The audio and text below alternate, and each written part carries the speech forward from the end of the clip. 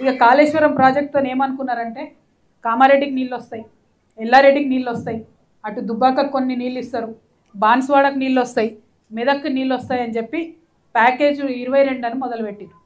Package 22కు మొత్తం కావాల్సిన డబ్బు ఎంత అంటే 1446 కోట్లు. కానీ ఇప్పటి వరకు ఇచ్చింది ఎంత అంటే 450 కోట్లు. అదేవిధంగా ఈ ప్యాకేజ్ 22 కట్టాలంటే 1500 ఎకరాల ల్యాండ్ అక్విజిషన్ చేయాలి. దాంట్లో 2వ వంతు కూడా ల్యాండ్ అక్విజిషన్ ఇంతవరకు చేయలేదు. అంటే నేను బాజాప్తా చెప్తున్నా, ఇక రేపటి నుంచి బీఆర్ఎస్ వాళ్ళు నా మీద కంపనూరు వేసుకొని ఉడతారు, అయినా చెప్తున్నా, కాళేశ్వరంతో కామారెడ్డి జిల్లాలో ఒక్కటంటే ఒక్క ఎకరానికి కూడా నీళ్ళు రాలేదు. ఇంతవరకు కామారెడ్డికి రాలేదు, నిజామాబాద్లో కూడా ఎక్కడ నీళ్ళు రాలేదు. ఒకటే ఒక సీజన్కి ఏం చేసిర్రంటే హల్దీవాగు నుండి నీళ్లు తీసుకొచ్చి నిజాం సాగర్కి ఇచ్చిర్రు, ఒకటే ఒక సీజన్. ఆ తర్వాత 4 ఏళ్ళు నిండా వర్షాలు పడ్డాయి, దాని అవసరమే లేకుండా పోయింది.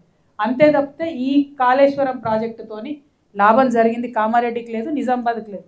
ప్యాకేజ్ 21 నిజామాబాద్లో ఉంటుంది, 22 కామారెడ్డిలో ఉంటుంది. ఈ రెండింటికి మధ్యలో కొండం చెరువు అని ఒకటి ఉంటుంది. ఆ కొండం చెరువు లింక్ అన్నట్టు, నిజామాబాద్లో ఎత్తుపోసిన నీళ్ళు కొండం చెరువుకి వస్తే కొండం చెరువు నుంచి కామారెడ్డికి రావాలి. ఇప్పుడు ఈ కొండం చెరువు ఏం చేసిర్రు, ఒరిజినల్ కెపాసిటీ 3.5 TMC ఉండే, దాన్ని 0.8 TMC వేసిర్రు. అంటే అనుకున్న స్థాయిలో రావు. మరి కొండం చెరువు కెపాసిటీ 0.8 TMC వేసినప్పుడు ఇక్కడ ప్యాకేజ్ 22 1400 కోట్లు ఎందుకు ఉంటుంది? తగ్గాలి కదా, తగ్గదు అది మాత్రం. ఎందుకంటే కాంట్రాక్టర్లకు పైసలు పోవాలి కాబట్టి తగ్గదు.